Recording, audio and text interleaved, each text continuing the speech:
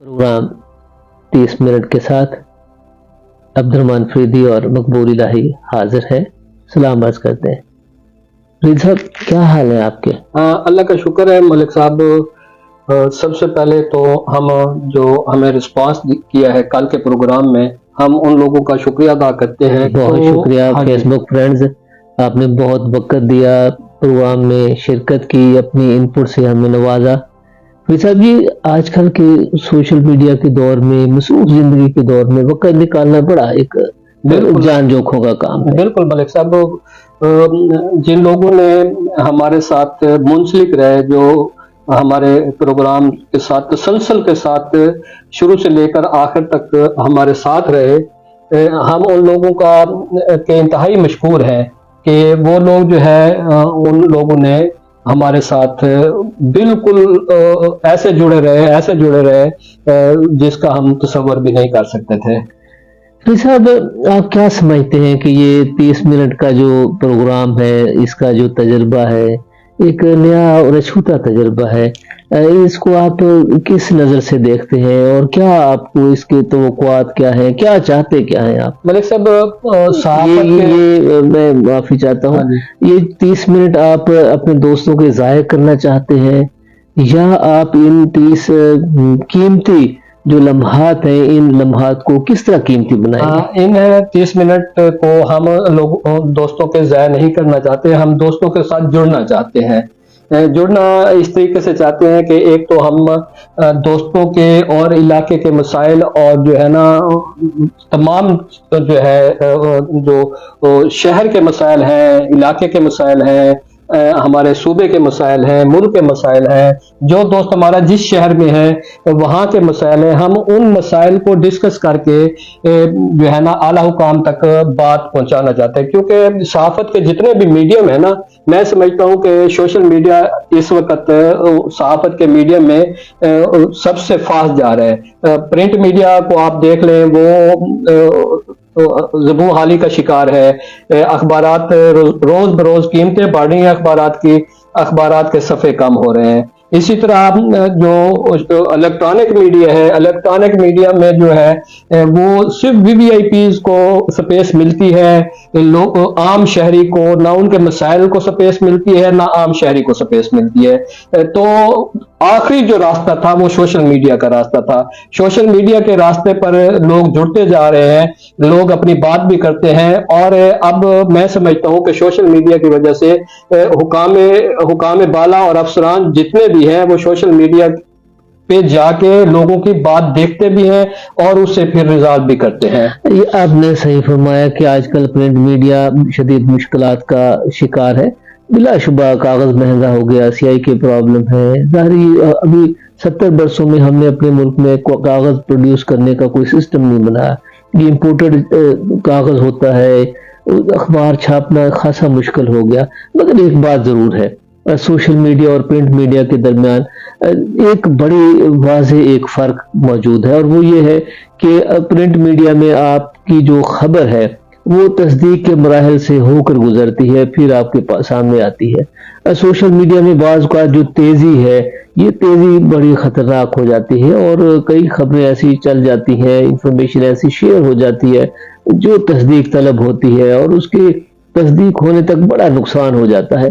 तो ये थोड़ा सा आप इसमें क्या कहते हैं? मलिक साहब, मैं समझता हूँ कि जो है ना सोशल मीडिया पे बेशक जो है ना वो तस्दीक की कमी है, जो बात करने में, खबरों में और मसाइल को उजागर करने में। मसाइल तो शहरियों के मसाइल हैं, आम लोगों के मसाइल हैं, उसकी तस्दीक की। हाँ, अलबत्ता जो किसी की सियासी ब्रेकिंग न्यूज़ है या हुकाम बाला की कोई ऐसी न्यूज़ है जो तस्दीक के मराहल से गुजरनी चाहिए, वो नहीं गुजरती। तो यहाँ भी हमारे जो सोशल मीडिया मीडियम चलाने वाले जो दोस्त हैं, जी।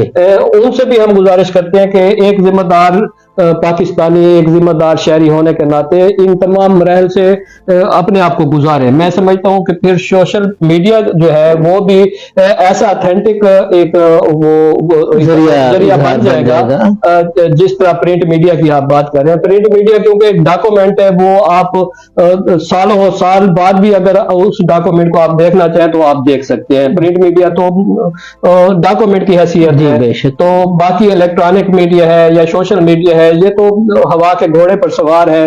अभी बात चल रही है, तो जब ये खत्म होगी तो बात भी वो जो है वो भी गुजर जाएगी, लेकिन वो उसके ऊपर डॉक्यूमेंट की सूरत में जिस तरह फेसबुक पर हम प्रोग्राम ये कर रहे हैं या हम अपने चैनल्स, यूट्यूब चैनल्स पर कर रहे हैं, तो वो डॉक्यूमेंट, वो भी डॉक्यूमेंट की सूरत है क्या, क्योंकि आपका प्रोग्राम डाउनलोड होके आपकी बात आपको दिखाई जा सकती है कि आपने यहाँ ये गलत बात की है। जिस तरह हमारे दोस्तों ने हमारी मुख्तलिफ अपनी आरा से और रहनुमाई करते हुए हमें बताया कि आपके प्रोग्राम करने में ये जो है ना आपकी कमियां थी, इनको बेहतर करें। तो हम कोशिश कर रहे हैं, क्योंकि इस मीडियम पे हम जो है ना अब जा रहे हैं ना, इस हमारे जाने को हमें रहनुमाई और हमें अपने दोस्तों की आरा इसलिए जरूरी है कि ताकि हम अपने खुद को भी बेहतर अंदाज में परफॉर्म कर सकें और अपने प्रोग्राम को भी बेहतर अंदाज में लेके आगे। फेसबुक फ्रेंड, बार बार जो आपसे कहा जा रहा है कि रहनुमाई और इनपुट अपना दें, तो वो इसलिए कहा जा रहा है ताकि ये जो सोशल मीडिया के जरिए आपके साथ जुड़ने और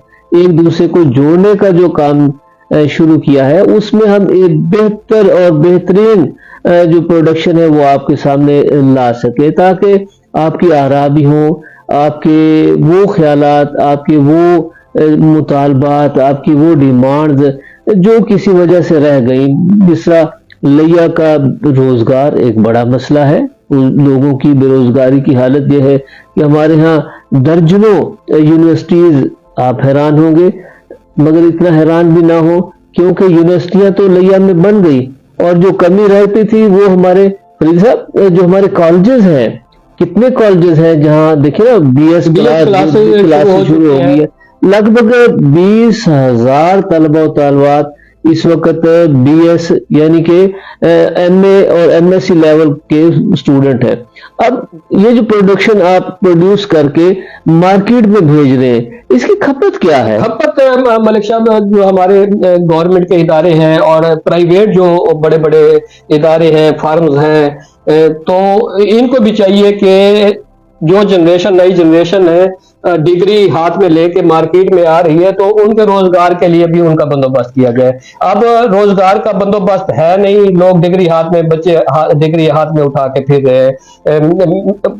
सैकड़ों बच्चे, हजारों बच्चे लिया शहर के ऐसे हैं जो अपनी तालीम जो है कंप्लीट करने के बाद किसी ने BS किया हुआ है, किसी ने MPhil किया हुआ है, अब कोई PhD पर जा रहे हैं। तो मैं समझता हूं कि ये जो है लोगों को उनके रोजगार के लिए, नौजवान बच्चों के रोजगार के लिए भी बंदोबस्त गवर्नमेंट को भी अपने तय करना चाहिए, और प्राइवेट सेक्टर जो है वो इसमें जो है ना वो पेशकदमी करे तो बच्चों के रोजगार के लिए। आपने सही फरमाया कि रोजगार का बंदोबस्त रियासत की बुनियादी जिम्मेदारी है, और उसके साथ साथ आप ये देखें कि हमारे रोजगार के कितने ही मौके हैं जो हम इस वक्त उनको ढूंढ सकते हैं।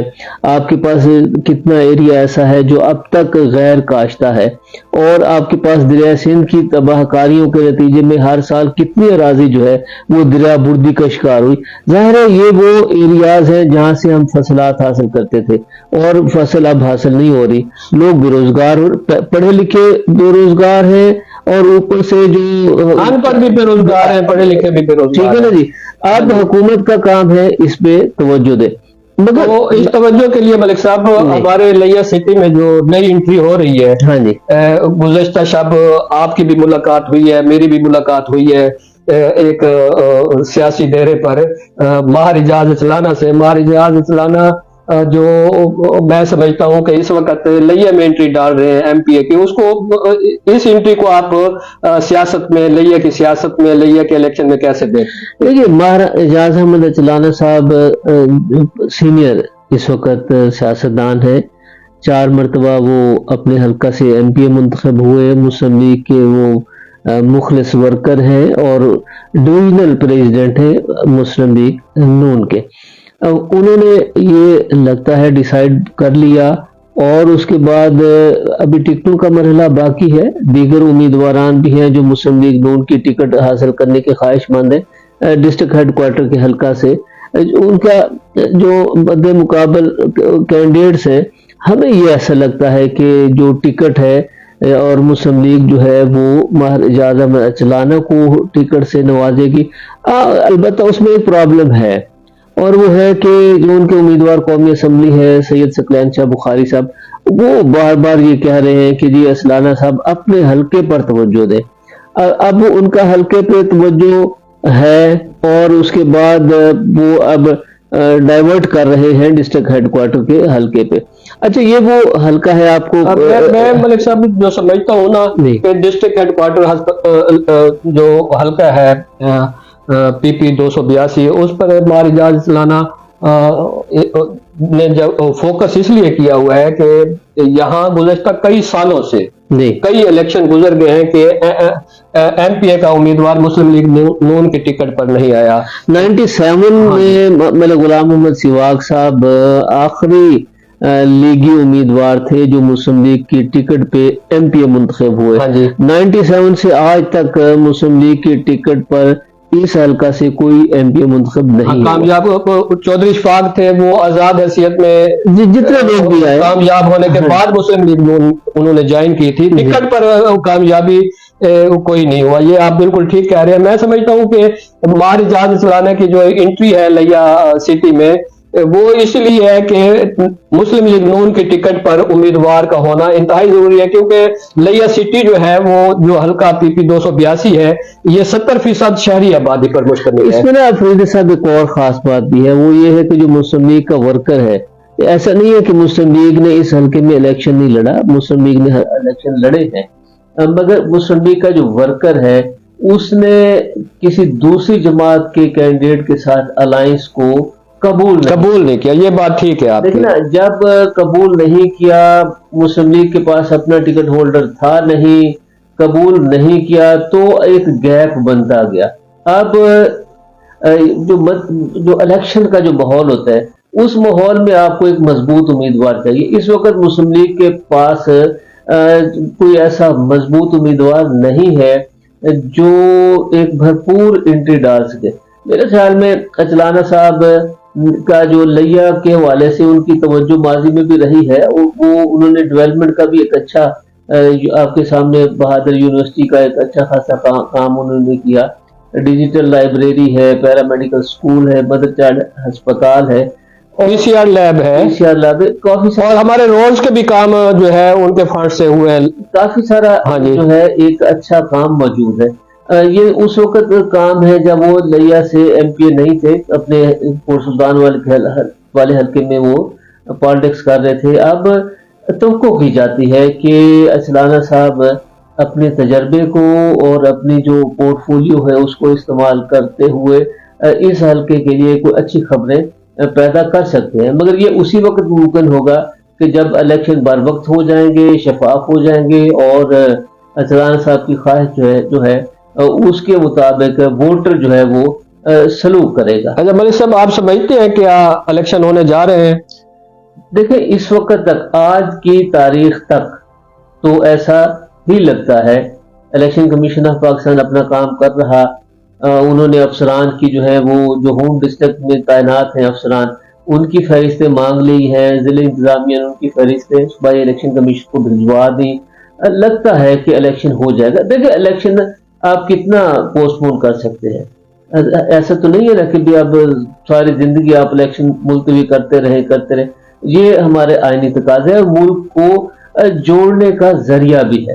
اور پھر دوسری بات یہ ہے کہ جب منتخب حکومت ہوتی ہے تو وہ منتخب قیادت جو ہے وہ جواب دہ ہوتی ہے. ابھی آپ کے سامنے نگران سیٹ اپ موجود ہے. چیزوں کے ریٹ بڑھ رہے ہیں بڑے بڑے فیصلے ہو رہے ہیں. अब उनसे कोई पूछने वाले कोई नहीं है। भाई साहब, रेटों की आप बात कर रहे हैं तो हमारी इंतजामिया जो है वो दफ्तरों में बैठ के काम भी कर लेती है, इजलास भी कर लेती है और रेट भी तय कर दिए जाती हैं, लेकिन मार्केट का रेट वो कंट्रोल करने में मुसलसल नाकाम है। चाहे वो खाद के रेट हैं, चाहे वो अशिया खुर्द नोश के रेट हैं, चाहे सब्जियों के रेट हैं, गोश्त के रेट हैं, दूध के रेट हैं, जिस रेट को आप देखें ना वो आसमान को छू रहा है। उसकी कीमतें जो है रेट कंट्रोल नहीं हो रहा है इंतजामिया से। इंतजामिया जो है ना वो फोटो सेशन करने के लिए मार्केट में आ जाती है, सब्ज मंडियों में चली जाती है, फ्रूट मंडियों में चली जाती है। फ्रूट मंडी में मुझे आज दिन तक समझ नहीं आती कि फ्रूट मंडी में जाके ये करते क्या है वहां। देखिए अब्दुल फरीदी साहब, एक और आप एंगल से देखें, दुनिया में कितने मुल्क हैं, दुनिया के कितने मुल्क हैं जहां का डिस्ट्रिक्ट मजिस्ट्रेट, जहां का डिप्टी कमिश्नर सब्जी मंडी में जाता हो और फ्रूट और सब्जी के रेट चेक करता हो और बाजार में जाकर रेट्स को देखा। मलिक साहब, आप सब्जी मंडी में देखें ना, आप सब्जी मंडी में आप भी कई मरतबा गए हैं। जब सब्जी मंडी में बोली चल रही होती है तो वो बोली देने वाला जो बस स्पीड से वो उसकी स्पीड जा रही होती है, उसको समझ नहीं आती कि ये बोली क्या कैसे दे रहे हैं, रेट कैसे तय हो रहे हैं। अब हमारे अफसरान वहां जाके वो क्या उनके मुंह पर हाथ रखते हैं कि भी आप बोली को आगे ना बढ़े। देख रहे ये समय से बालातार है, ये इनका जाना फ्रूट मंडी सब्जी मंडी में। कोई बात नहीं। बात असल में ये है कि जो मार्केट कमेटी चीजों की जो लिस्ट जारी करती है, प्राइस लिस्ट जो जारी होती है, क्या उस पे चीजें मिलती हैं? नहीं मिलती ना। यही तो रोना है हमारा कि सब्जी मंडी के रेट और हैं और रोड के ऊपर बिकने वाली चीज के रेट और है। चीज वही है।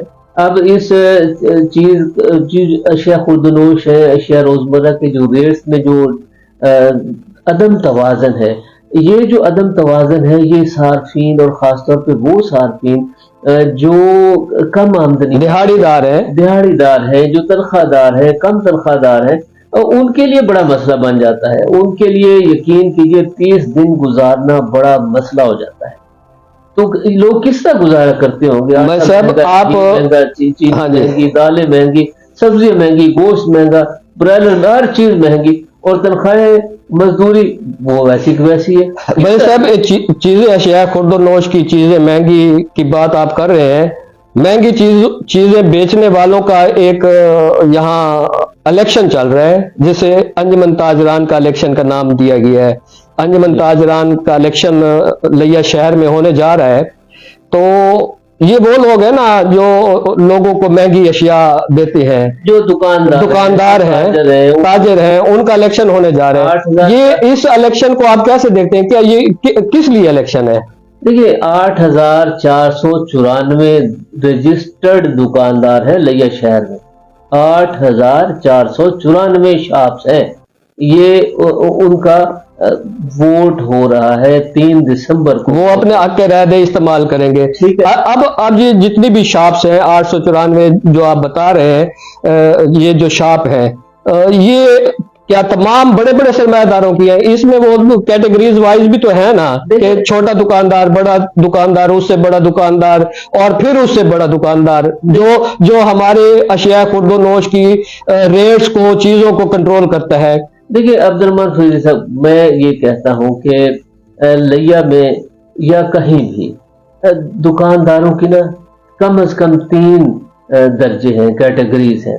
एक वो ताजर है जो अच्छा कारोबार करता है और जिसकी शॉप उसकी अपनी मलकियत है, उसे किराए पे वो नहीं बैठा हुआ कि उसे मालिक दुकान जो है हर साल 10% 20% किराए इजाफे का नोटिस जारी करे, ऐसा नहीं। शॉप भी अपनी है और वो बड़ा दुकानदार भी है और वो एस्टेब्लिश कारोबार के साथ बैठा है, वो तो इजी लाइफ गुजार है। ठीक है, क्योंकि उसकी आमदन ज्यादा है, आमदन ज्यादा होने से उसका प्रॉफिट ज्यादा है, प्रॉफिट मार्जिन ज्यादा आएगा तो उसकी जिंदगी में आसानी हो, तो पैसे आते हैं, पैसे की फरावानी जो है वो जिंदगी में बहुत सारी सहूलतें लाती है। एक दूसरा ताजर है, वो अच्छा ताजर है, अच्छा बिजनेस कर रहा है, मगर उसकी शॉप किराए की है। आप देखें हमारे यहाँ भी ऐसा है, कॉलेज रोड पे आप देखें सदर बाजार की जो हब है उसमें आप देखें बड़े बड़े भारी किरायों पे दुकानदार बैठे हैं, बड़े मार्जिन के साथ वो पर मंथ किराया दे रहे हैं, पगड़ी पे भी लाखों रुपए एडवांस में, मगर उनका अच्छा कारोबार اور شاپ جو ہے وہ کرائے کی ہے. یہ دوسری کیٹیگری ہو گئی. اچھا ایک تیسری جو تعداد ہے وہ سب سے زیادہ تعداد ہے، وہ کون سی ہے؟ جن کا کاروبار بھی متوسط اوسط درجے کا اور ان کی شاپ بھی کرایہ کی. اب یہ جو ایریا ہے، یہ جو طبقہ ہے، یہ شہر کا 60 سے 70% لوگ ہیں جو کرائے کی دکان پہ بھاری کرائے پہ بیٹھے ہیں اور مہنگی اشیاء خرید رہے ہیں. اور جو ملک صاحب ان کے نمائندے منتخب ہونے جا رہے ہیں نہیں وہ تو تمام کے تمام، میں سمجھتا ہوں کہ جتنے بھی اس وقت صدور کے 3 امیدوار ہیں، ہاں جی اظہر خان صاحب ہیں، واحد وحید باروی صاحب ہیں، ملک مظفر ڈھول ہیں، یہ تینوں بڑے امیدوار جو صدارت کے امیدوار ہیں 3 گروپوں کے. یہ کوئی چھوٹے دکاندار ہیں، بڑے دکاندار، بلکہ آپ یہ بڑے سرمایہ دار ہیں نا. بلکہ ملک مظفر صاحب ہیں، حاجی اظہر خان صاحب ہیں، یہ تو جیسا شاپ اونر تو ہیں، بڑے تاجر ہیں، مگر جیسا ہمارے ہاں ایک دکان پہ بیٹھ کر کام کرنا، کاروبار کرنا جو ہے کاروبار کرنا، یہ ان میں نہیں ہے. یہ دیکھیں اس میں تو یہ فعال نہیں کرتے. ہاں باروی صاحب البتہ منڈی میں بولی دیتے ہوتے ہیں، باروی صاحب بھی بڑے تاجروں میں شامل ہیں. ہاں لیکن وہ پریکٹیکل بولی تو دے رہے ہوتے ہیں نا. بولی دے رہے ہوتے ہیں تو ظاہر ہے وہ جو گلا ان کا پریکٹس کرتے ہیں سارا دن بولی دیتے ہیں وہ پھر اچھی تقریریں بھی اچھی کرتے ہیں. تو باہر دیکھیں نا، چلے خیر. اب یہ الیکشن انجمن تاجران ہو رہا ہے. جو اصل جو کرنے والا کام ہے کہ لیا کے 70% جو دکاندار ہیں ان کے کاروبار کو کس طرح نہ ان کے لیے انہوں نے کیا پلان دیا ہے ابھی تک؟ تینوں جو گروپ ہیں ان کے پاس کیا ویژن ہے، ان کے پاس کیا ایجنڈا ہے، چھوٹے دکاندار کے لیے کیا کریں گے؟ یہ ان کا کاروبار یہ جو ہے اس کو کس طرح یہ اپ گریڈ کریں گے، ان کے پاس کیا ایجنڈا ہے. تو میں نے ملک صاحب جو آپ تک دیکھا ہے نا، جو میرا تجربہ ہے، جب پرائس کنٹرول کمیٹی کی میٹنگ ہوتی ہے ڈپٹی کمشنر لیا کی صدارت میں یا کسی ڈسٹرکٹ ہیڈ کی صدارت میں، جب اے ڈی سی آر ہیں، اے ڈی سی جی ہیں، ان کی صدارت میں کمیٹی کی میٹنگ ہو رہی ہوتی ہے پرائس کنٹرول کمیٹی کی، تو وہاں جب ریٹ طے ہو رہے ہوتے ہیں تو ہمارے جو انجمن تاجران کے عہدیداران وہاں موجود ہوتے ہیں اس میٹنگ میں، وہ چھوٹے دکاندار کی بات نہیں کر رہے ہوتے، وہاں وہ بڑے دکاندار کی بات کر رہے ہوتے ہیں، اس کی نمائندگی کر رہے ہوتے ہیں، چھوٹے دکاندار کی نمائندگی نہیں کر رہے ہوتے. پھر جب یہ افسران مارکیٹ میں آتے ہیں ریٹوں کو چیک کرنے کے لیے، آپ نے کبھی دیکھے کسی بڑے دکاندار کے پاس گئے ہوں؟ یہ اگر گئے بھی ہو تو ایسے نامینل جو ہے نا وہ فرضی کاروائی کرتے ہیں، فرضی اس کے اوپر جرمانہ کرتے ہیں، یہ کرنے کے بعد پھر واپس آ جاتے ہیں. وہ پچھلے دنوں ایک واقعہ بھی آپ کے نوٹس میں ہے، اس پر ذرا روشنی ڈالیں. دیکھیں پہلے میں اپنی بات مکمل کر لوں. یہ چھوٹا دکاندار ہے، یہ اس کے پاس ایف بی آر کا بھی نوٹس آتا ہے، ایکسائز ڈپارٹمنٹ کا نوٹس آتا ہے، بلدیہ کا نوٹس آتا ہے، مختلف جو نوٹس ہیں وہ اس چھوٹے دکاندار کو آتے ہیں جو پہلے خود بھی مہنگائی کی چکی میں پیسا ہوا ہے. دکاندار ایک چیز بیچ رہا ہے نا جی، باقی تو خرید رہا ہے، باقی چیزوں میں تو وہ صارف ہے. اچھا جو چیز وہ بیچ رہے ہیں وہ بھی خرید کے لا کے بیچ رہے ہیں نا، وہ کس سے خرید رہا ہے؟ وہ بڑے سرمایہ دار سے جس نے سٹارٹ کیا ہوا ہے. اور جو ریٹ طے کرتا ہے کہ چینی آج جو ہے وہ 110 روپے بکے گی، ہر حالت میں بکے گی، جبکہ اس کو دی ہوئی کم ریٹ میں ہوتی ہے، زیادہ ریٹ میں ہوتی ہے. تو باہر یہ چیزیں جو ہے، یہ جو تفاوت ہے مارکیٹ کا، اس کو ٹھیک کرنا بڑا بنیادی ذمہ داری ہے. اب انجمن تاجران کے جو عہدیداران ہیں، امیدواران ہیں، ان کے پاس کیا ویژن ہے، یہ چھوٹے دکاندار کی کس طرح اب لفٹنگ کے لیے کام کریں گے. اور جو نئے حضرات کاروباری آ رہے ہیں، اب یہی تو نہیں ہے کہ 8,494 نئے دکاندار بھی آ رہے ہیں جو آئیں گے، ان کو کیا رہنمائی دیتے ہیں تاکہ ان کا جو سرمایہ ہے وہ ڈوب نہ جائے، وہ اچھا کاروبار کریں اور اپنی باعزت روزی کر سکیں. کیونکہ گورنمنٹ میں تو کوئی جاب نہیں ہے، گورنمنٹ سیکٹر تو وہ جاب لیس ہو گیا. کہ آپ کے پاس جو بڑا محکمہ ہوا کرتا تھا، محکمہ ایجوکیشن، پچھلے 5 برسوں میں اس نے ایک بھی نوکری، ہاں جی بالکل ایسے، ٹھیک ہے نا جی. اب اس کے بعد کیا ہوا؟ اب ڈیفینیٹلی کہ مارکیٹ میں جو پریشر بلڈ اپ ہو گیا، مزدور کو، دہاڑی دار کو مزدوری نہیں ملتی. دکاندار کتنے، آپ شہر میں کتنے دکانوں کے اوپر پردہ لگا ہوا ہے کہ دکان کرائے کے لیے خالی ہے اور بالکل اور کوئی دکاندار لینے کے لیے تیار کوئی نہیں ہے، کیونکہ اس لیے کہ اس کے پاس وہ اخراجات نہیں ہے، وہ بھاری کرایہ نہیں ہے، وہ اس پہ بجلی مہنگی، باقی اخراجات ہو گئے۔ اب یہ ضروری ہے کہ لیا کے جو دکاندار ہیں ان کے پاس جو خریدار ہے اس کو کس طرح ڈائیورٹ کیا جا سکتا ہے، یہی پلاننگ دینی چاہیے نا موجودہ عہدیداروں کو۔ موجودہ جو 3 گروپ میدان عمل میں موجود ہے وہ یہ بتائیں نا کہ چھوٹے تاجر کے لیے وہ کیا کریں گے۔ اچھا عبد الرحمان فرید صاحب، اگر میں آپ سے سوال کروں، آپ کیا تجویز دیتے ہیں کہ یہ چھوٹا دکاندار جو ہے اس کی لائف میں آسانی پیدا کرنے کے لیے کیا آپ؟ میں سمجھتا ہوں ملک صاحب اس کی لائف میں آسانی پیدا کرنے کے لیے ایک تو جو ہے نا جو بڑے سرمایہ دار یہاں بڑے دکاندار ہیں وہ ان کو ارزاں نرخوں پر اور سستے داموں جو ہے جس میں وہ اپنا پرافٹ جو ہے وہ منیمائز کر کے ان کو دیں تاکہ وہ مارکیٹ میں اچھے طریقے سے اپنا کاروبار کر سکے، نمبر 1۔ نمبر 2، ہمارے جو چھوٹے دکاندار ہیں ان کے پاس پیسہ نہیں ہے، پیسہ نہ ہونے کی وجہ سے وہ اپنے دیگر جو ہے وہ اپنی ضروریات اور دیگر جو مسائل ہیں ان کو بھی ایڈریس نہیں کر سکتا۔ جس طرح کسی چھوٹے دکاندار کے بچے کی شادی ہے، اس شادی کو کرنے کے لیے اس کے پاس وہ سرمایہ نہیں ہے جس طرح وہ شادی بہتر انداز میں اپنی بیٹی یا بیٹے کی شادی کر سکے۔ ایسی کوئی منصوبہ بندی ہونی چاہیے کہ وہ اپنی بیٹے بیٹی کی شادی میں وہ اسے آسانی ہو اور اسے انجمن تاجران جو ہے اس کے جو نمائندہ تنظیم ہوگی بننے والی وہ اس کو مدد فراہم کرے، یا اس کے کاروبار میں کسی قسم کا کوئی لاس آ گیا ہے تو کوئی ایسا فنڈ قائم کیا جائے تاکہ وہ اس کو پھر دوبارہ کاروبار کرنے کے لیے وہ فنڈ مہیا کیا جائے، بے شک قسطوں پہ دیا جائے۔ تو ایسے منشور جو ہے انہیں پلیس کرنے چاہیے کہ یہ ایسا کوئی کام ہم کریں گے اور عملی طریقے سے عملی قدم کر کے دکھائیں کہ یہ کام ہم کرنے جا رہے ہیں۔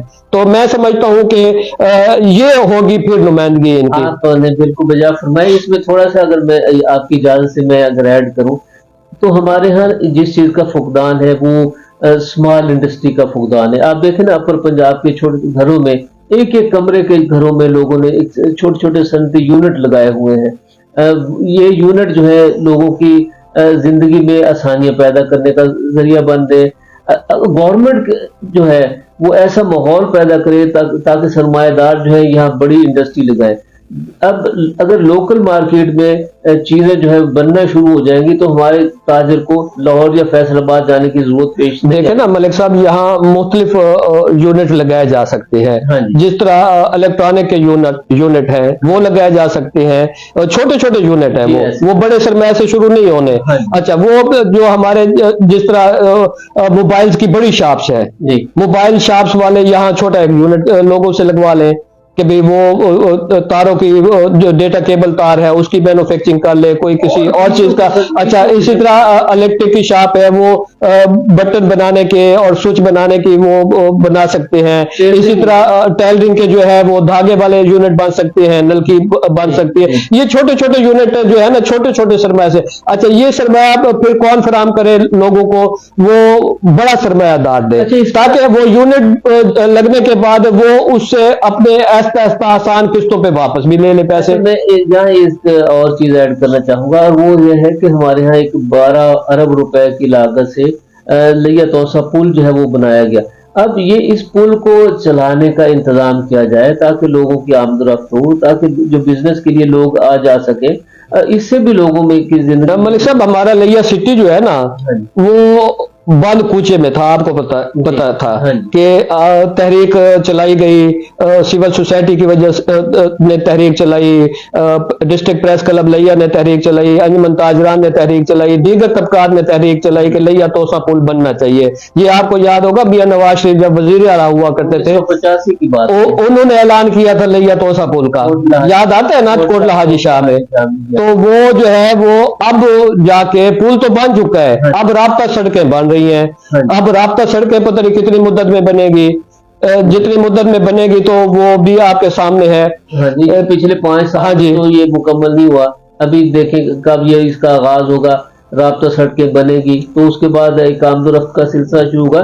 لیا کو سی پیک سے بھی ملنا چاہیے. بالکل ملنا چاہیے. سی پیک لیا جو ہے نا میرے خیال میں ریلوے لیا جو ہے وہ سی پیک کا حصہ ہے, اور ایک انڈسٹریل زون بھی یہاں ایک زرعی انڈسٹریل زون جو ہے نا, یہ باتیں تو ہے. اب اس کو عملی شکل پہنانے کی ضرورت ہے, اور اس کے لیے انجمن تاجداران کے جو موجودہ امیدواران ہیں ان کی یہ ذمہ داری ہے کہ وہ لیڈنگ کردار ادا کریں پورے ضلع لیا کی. اچھا ملک صاحب, سم اپ کرتے ہیں اپنے پروگرام کو, میں یہاں ایک آخری سوال آپ سے کرتا ہوں. جی, الیکشن انجمن تاجران میں آپ کس گروپ کو دیکھ رہے ہیں, کیسا دیکھ رہے ہیں؟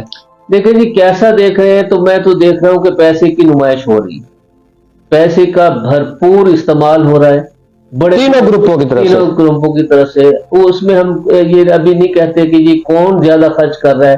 بہرحال خرچ ہو, بڑی بڑی تصویریں, جہازی پین فلیکس, ہورڈنگ, بڑے بڑے اشتہارات, یہ جناب بڑا خرچہ ہو رہا ہے.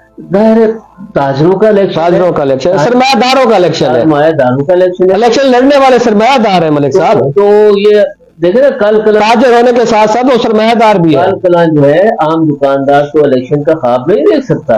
بہرحال آپ نے بالکل ایک درست توجہ دلائی. آنے والے دنوں میں یہ انتخابی مہم کا ٹرینڈ جو ہے واضح ہوگا, پھر بتائیں گے کہ کون کس کا پلڑا جو ہے بھاری ہے. ابھی کوئی ایسی چیز واضح نہیں ہے کہ ہم کہہ سکیں کہ جناب فلاں گروپ جو ہے وہ آگے جا رہا ہے. اچھا فیس بک فرینڈ, آج کے 30 منٹ پورے ہوئے.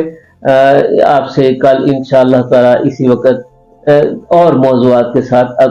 یہاں آپ فیڈ بیک کے لیے بھی گزارش کرتے چلیں. ہاں جی, کہ ہم اپنے فیس بک دوستوں سے اور اپنے یوٹیوب چینل کے دوستوں سے گزارش کرتے ہیں کہ ہمارے اس پروگرام کو شیئر بھی کریں, لائک بھی کریں, اور کمنٹس بھی کریں, اور اپنی آراء سے بھی ہمیں نوازیں تاکہ ہم اسے بہتر انداز میں آگے لے کے چل سکیں. بہت شکریہ. یا زندہ صحبت باقی.